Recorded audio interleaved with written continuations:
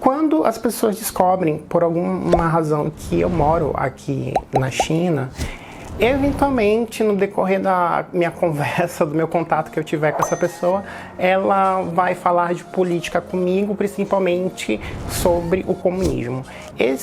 Política é um assunto que eu não gosto muito de debater aqui no canal, porque eu acho que eu não tenho ainda a capacidade, a carga técnica para falar com peso e propriedade numa discussão política.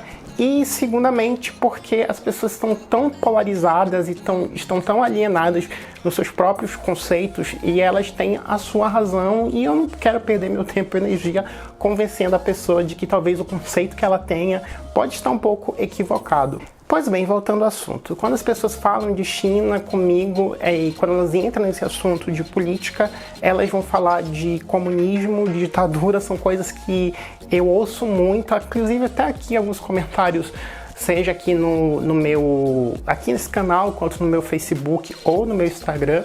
E eu percebo que na maioria das vezes as pessoas têm uma visão muito negativa do comunismo, do sistema comunista, e muito negativa de como as coisas funcionam aqui na China, aqui do outro lado do mundo. Isso também me incomoda quando eu leio matérias na internet ou acompanho esses jornais que têm transmissão aqui pelo próprio YouTube. Me incomoda muito a visão que até a mídia brasileira tem sobre o sistema político e econômico que a China vive. Não é segredo para ninguém, eu sempre estou falando aqui no comercial que eu acho que as discussões que são travadas, que são expostas na mídia, são discussões muito rasas sobre o comunismo, sobre como é a estrutura tanto política e econômica, e é uma visão muito desatualizada de pessoas que não têm apenas o conhecimento que eles absorveram ali no livro, que foi um conhecimento de 20, 30 anos atrás. Como eu passei uma boa parte do tempo morando no Brasil, nasci no Brasil, sou do estado do Amazonas, e depois eu vim no início da minha fase adulta aqui para a China, e eu pude viajar para outros países, Tailândia, Rússia, Coreia, Inglaterra. Isso me deu uma visão mais ampla do mundo e de como as pessoas vivem, de como as pessoas se organizam, tanto politicamente quanto socialmente. Quando eu estou interagindo, seja em algum grupo do Facebook, ou até em comentários mesmo que eu comento em alguns outros canais, eu às vezes recebo até algumas provocações, né? As pessoas falam assim, então vai morar na China. Só que a pessoa não sabe que eu já moro na China. E quando a pessoa descobre que eu já moro na China, a pessoa fala, então muda pra Cuba. Eu falei, não quero mudar pra Cuba, eu tô tão bem aqui na China, tô vivendo, ganhando meu dinheiro de forma honesta, vou ficar aqui. E essa falta de conhecimento de que o que é comunismo, o que é socialismo, as pessoas têm uma visão muito pobre do conhecimento de como é essa filosofia política. E agora eu já destaco o primeiro ponto das pessoas quando elas querem me atacar, querem me provocar sobre essa questão do comunismo, né? Elas falam muito da perseguição aos cristãos, perseguição aos muçulmanos, que a China tem áreas de reeducação para que os chineses muçulmanos, têm uma etnia aqui na China que ela é uma etnia majoritariamente de pessoas do Islã. E a China tem essas escolas de reeducação para treinar essas pessoas com os valores do Partido Comunista, né? E também falando dessa questão de perseguição religiosa aos cristãos, a gente vê que quando a religião ela tem a oportunidade de estar à frente das decisões de um país, ela está ali comandando os valores de um país, ela obviamente também vai cair no mesmo erro de filosofias políticas. Ela vai oprimir valores de minorias, seja perseguição a LGBTs, seja perseguição contra outras religiões. Não existe nada mais cruel no mundo do que um religioso no poder. A história mesmo prova pra gente, quando tinha a época ali do período medieval, ou então das expansões para a América, a gente viu o quanto a igreja, apoiado pela monarquia, o quanto que a igreja ela destruiu culturas africanas e também culturas indígenas e impôs todo um modo de vida, toda uma crença que deveria ser seguida. E quem não seguiu teve que pagar com a sua vida ou então teve que pagar sofrendo tortura. E essa questão da religião perseguindo minorias é uma questão que se pendura até hoje, né? A gente tem, por exemplo, ali no Oriente Médio, questões muito complicadas de se entender e também de se avaliar, porque são interesses religiosos no qual temos ali um grupo que quer comandar, que quer impor seus valores mediante a outro grupo que não se enxerga pertencendo àquela sociedade. Temos ali Palestina e Israel, que é um grande exemplo que a gente tem agora no dia a dia. E só para você ter uma ideia, em 70 países ainda é crime ser LGBT. Desses 70 países, a maioria deles são países em que são governados por representantes religiosos. É claro que não são todos.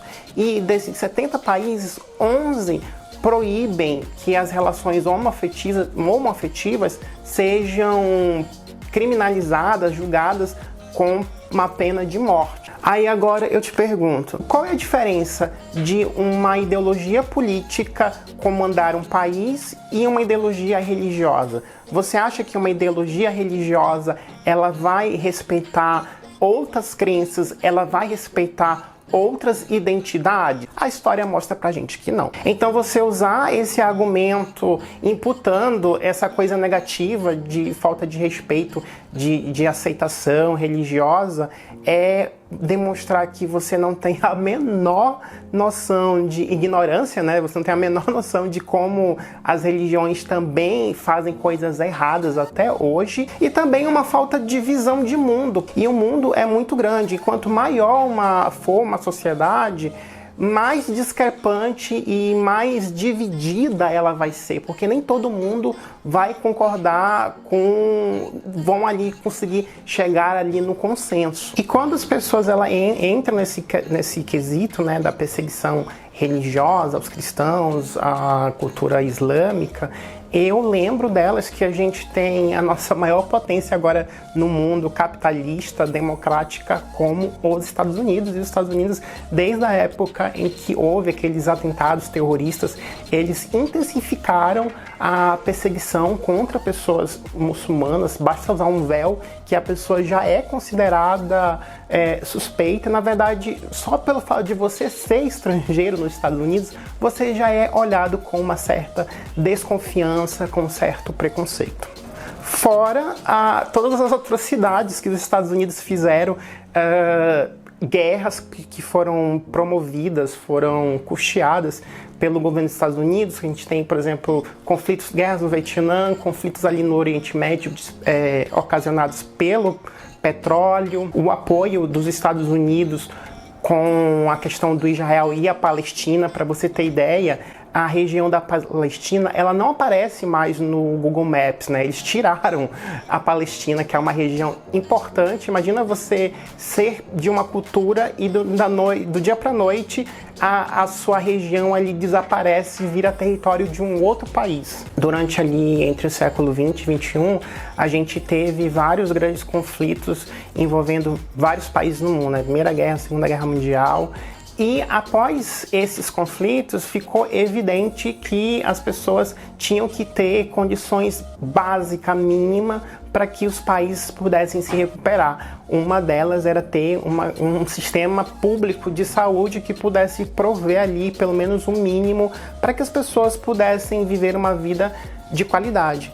Porém, dentre todos os países ricos daquela época que adotaram essa política, os Estados Unidos foi o único país que ficou de fora, que não conseguiu levar esse projeto à frente e foi barrado. Nos Estados Unidos, hoje em dia, não existe sistema público de saúde lá, você precisa pagar para ser atendido, você precisa ter um convênio, né? Estar trabalhando, ter um convênio.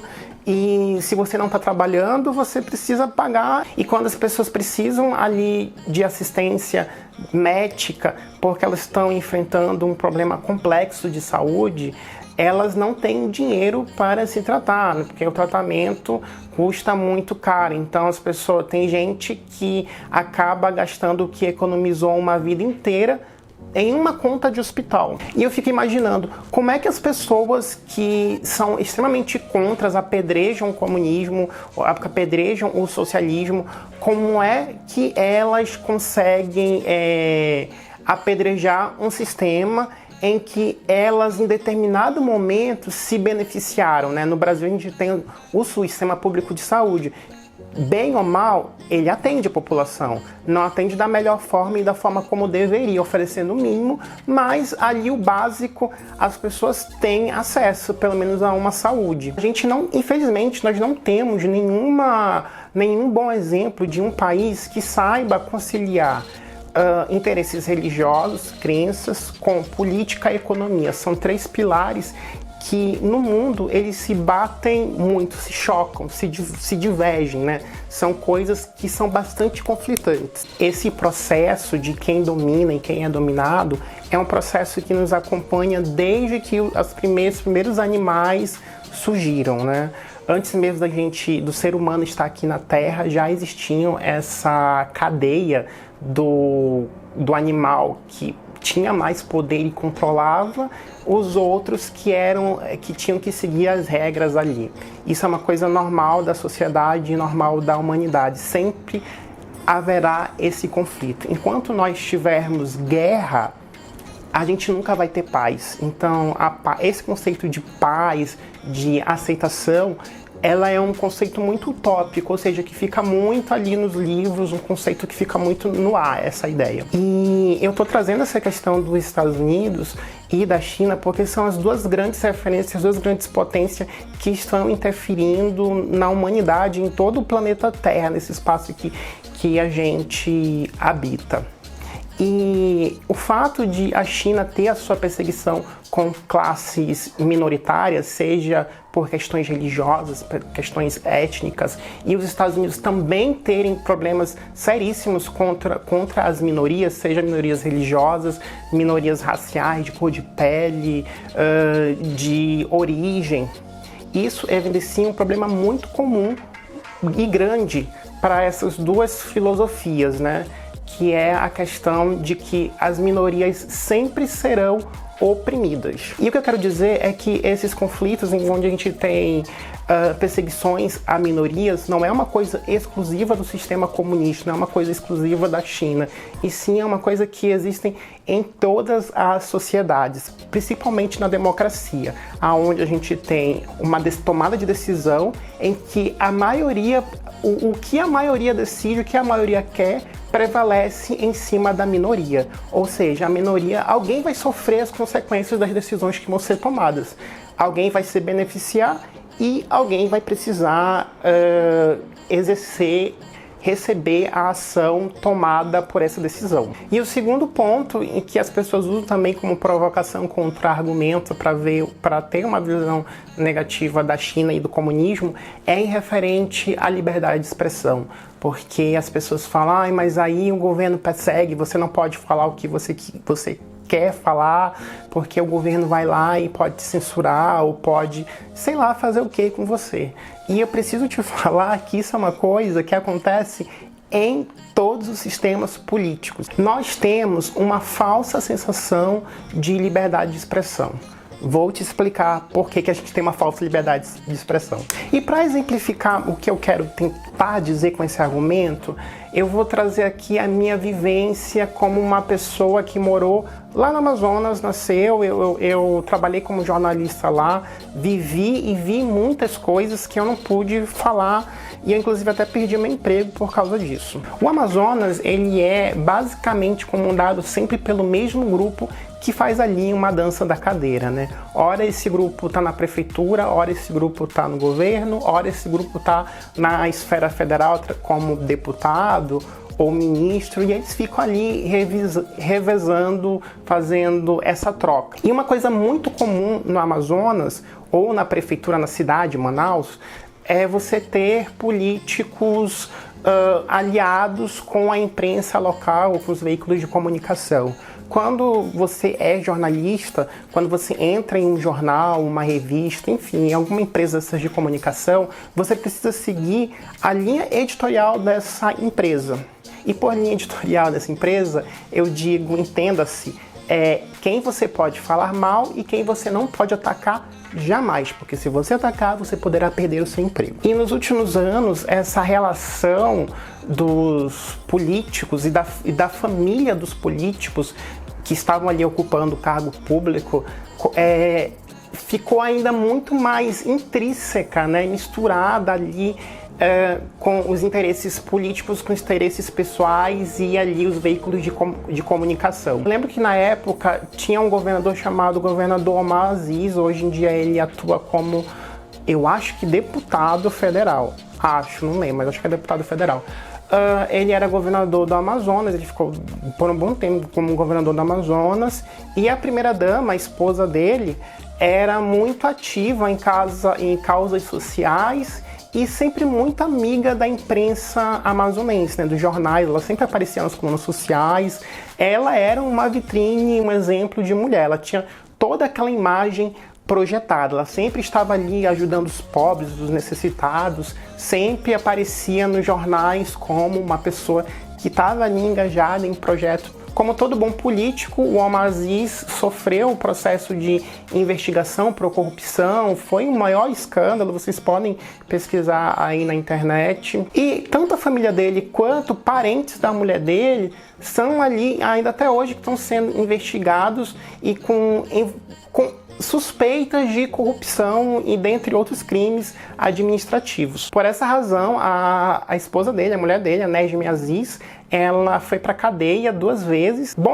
Ela tem bons contatos advogados e ela não ficou muito tempo na cadeia. E na época foi uma surpresa muito grande para as pessoas, só que não foi uma surpresa pro jornalistas, porque os jornalistas já sabiam que a Nejmi Aziz, ela patrocinava muito, ela envolvia muito a imprensa para que ali os setores políticos tivessem o controle do que a população ia receber de notícia, né? Querendo ou não, quando você é político e você detém do controle do que vai ser publicado, do que vai sair nas matérias e como vai sair nas matérias, você acaba omitindo informações que são importantes para que as pessoas possam formar ali uma opinião. E onde quero chegar com isso? No Amazonas existe essa manipulação do que é notícia, do que as pessoas consomem. Os jornais, os rádios, a TV são veículos importantes para as pessoas, é um termômetro ali para avaliar a aprovação ou não de determinado político. E isso você pode ver na gestão de prefeitos, governadores e presidentes. Em 4 anos, 5 anos, não é o suficiente para tirar um país da lama, para aumentar a economia de um país, principalmente o Brasil, que é um país onde ele vive no déficit.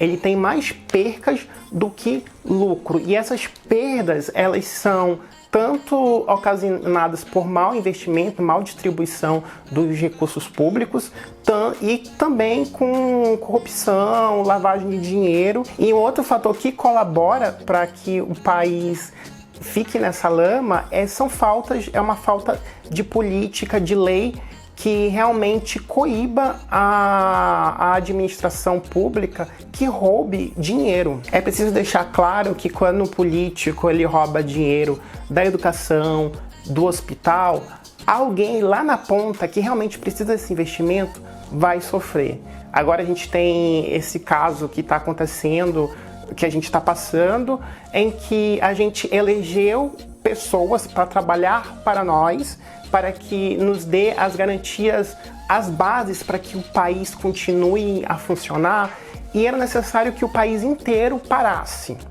E não foi isso que aconteceu. Houve uma divergência muito grande do presidente, de governadores, de prefeitos, e as opiniões eram mais divergentes possível. No momento em que a população precisava da ajuda do governo para poder se manter amparada, já que ela não poderia trabalhar, ela não pôde contar com esse investimento. E a gente teve aí alguns escândalos envolvendo prefeitos e governadores na compra de determinados materiais e equipamentos hospitalares que aproveitaram ali de uma brecha da lei para fazer uma compra superfaturada.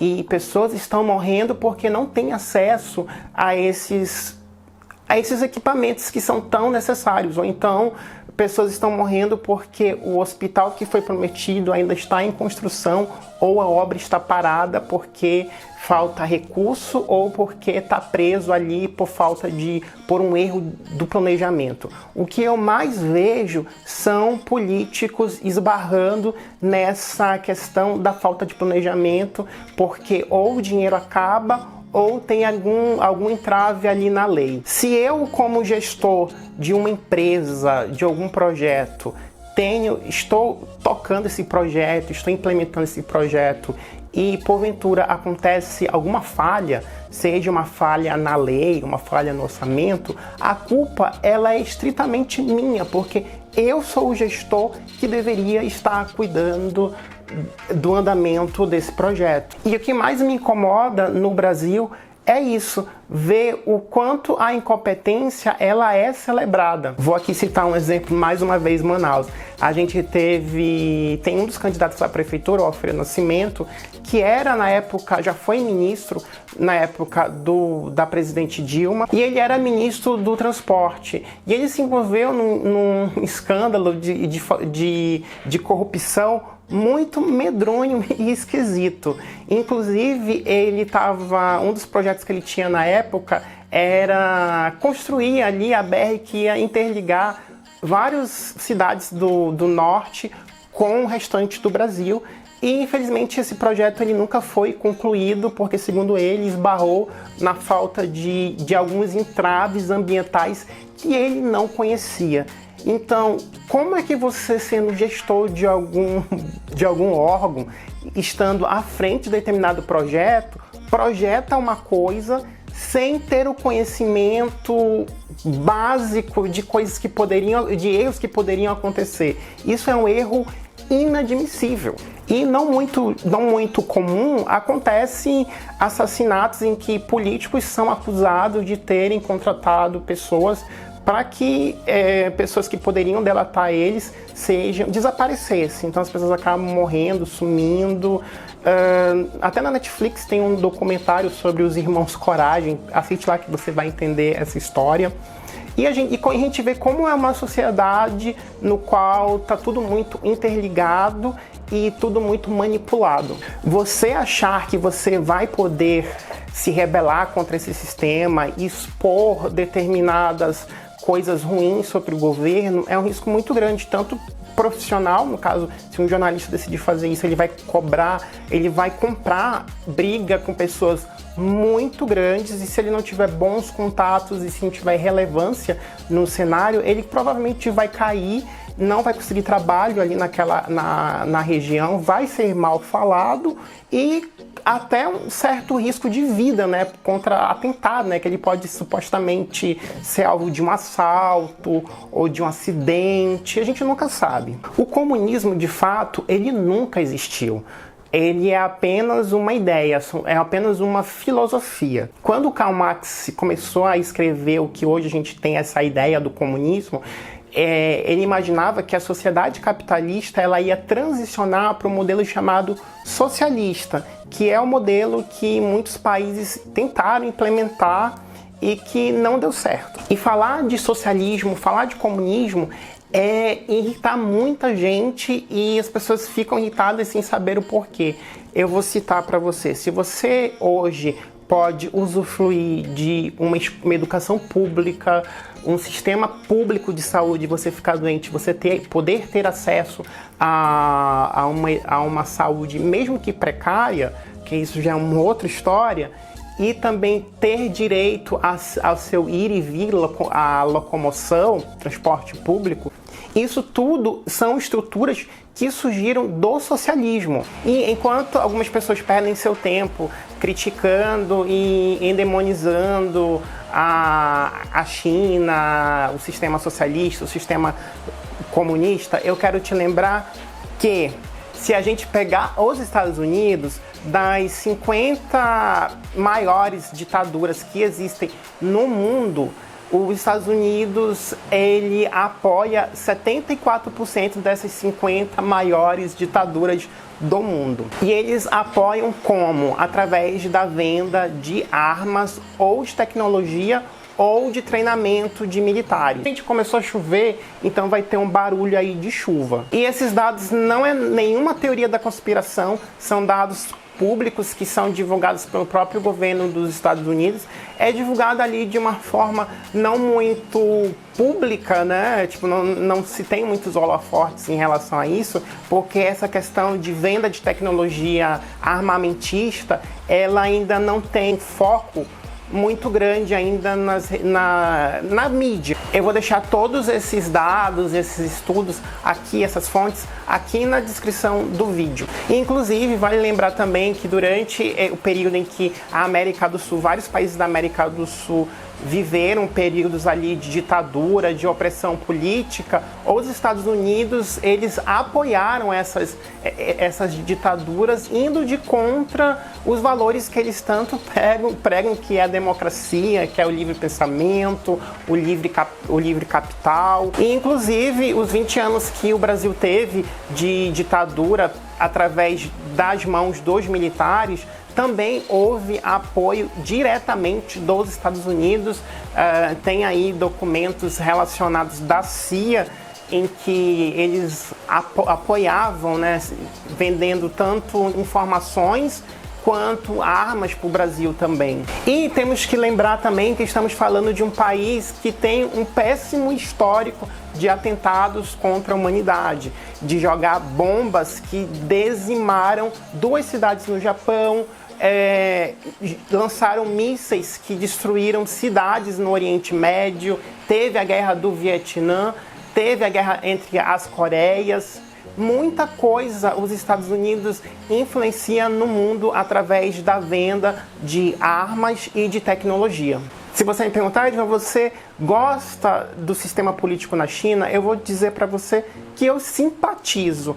Acho interessante, porém não defendo, porque o sistema socialista, ele tem alguns entraves e alguns problemas bem cruciais, principalmente no que tange à perseguição às minorias, porque a gente tem ali um grupo, um partido que detém todo o poder, todo o controle da nação.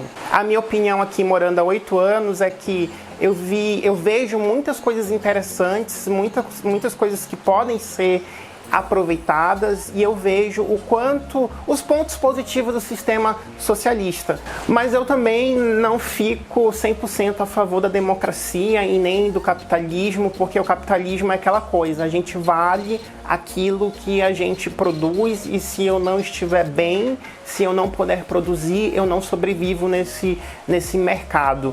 E um outro ponto que eu acho um pouco complicadíssimo na democracia, além de também ter essa questão da perseguição e da desvalorização das minorias, a gente vê os conflitos de pessoas negras, conflitos de pessoas indígenas, conflitos religiosos que têm a ver com essa questão da democracia. A gente tem aí um sistema em que tem muitas pessoas com diferentes opiniões manipulando esse controle do poder, e no final das contas a gente não sabe quem realmente detém o poder.